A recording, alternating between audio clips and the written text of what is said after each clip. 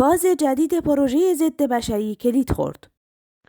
تجریشی مدیر دفتر برنامه‌ریزی و تلفیق ستاد احیای دریاچه اورمو گفت: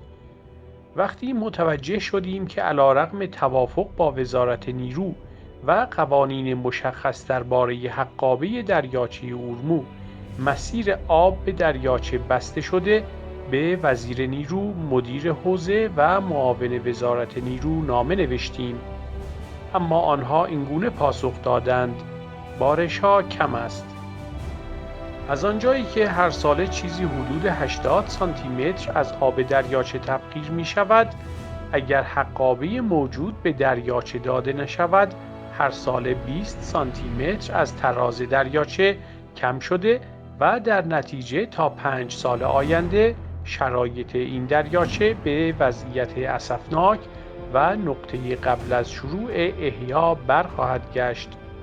از طرفی دولت برای کسب درآمد از بخش کشاورزی، حفظ محیط زیست استانهای مرکزی و تأمین امنیت غذایی ایران، کشت محصولات آببر از جمله گندم و چغندر را به سمت دریاچه اورمیه و سایر مناطق آذربایجان سوق داده است. با در نظر گرفتن سیاست دولت در کشت محصولات آببر در آذربایجان و همچنین اظهارات اخیر آقای تجریشی، به راحتی میتوان دریافت که نظر تهران در خصوص عدم پرداخت حقابه به دریاچه اورمو سیاست ایجاد سرزمین سوخته در غرب آذربایجان است.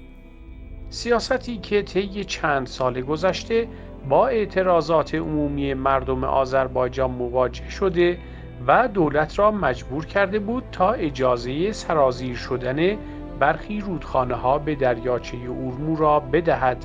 این موضوع باعث شد تا نگین آذربایجان پس از گذشت چندین سال بتواند نفسی تازه کند،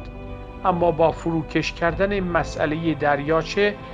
به نظر می رسد سیاست‌های تهران همچنان در راستای نابودی محیط زیست آذربایجان و استثمار حداکثری این منطقه است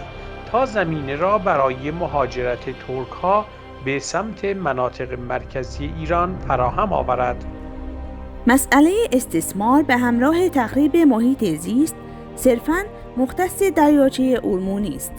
قلع و قمع درختان، جاری کردن مواد شیمیایی در رودخانه‌ها و آسیب‌های متعدد به محیط زیست آذربایجان برای غارت معادن طلا و مس آذربایجان نمونه دیگری از تلاش برای استثمار اقتصادی و نابودی محیط زیست آذربایجان است. در شرایطی که اقتصاد سبز و توسعه پایدار از ضرورت‌های حیات بشر امروزی است، این ضرورت وجود دارد که ملت‌های تحت ستم غیر فارس برای حفظ پتانسیل و آینده اقتصادی خود با این پروژه عظیم مافیایی و ضد بشری مبارزه نمایند.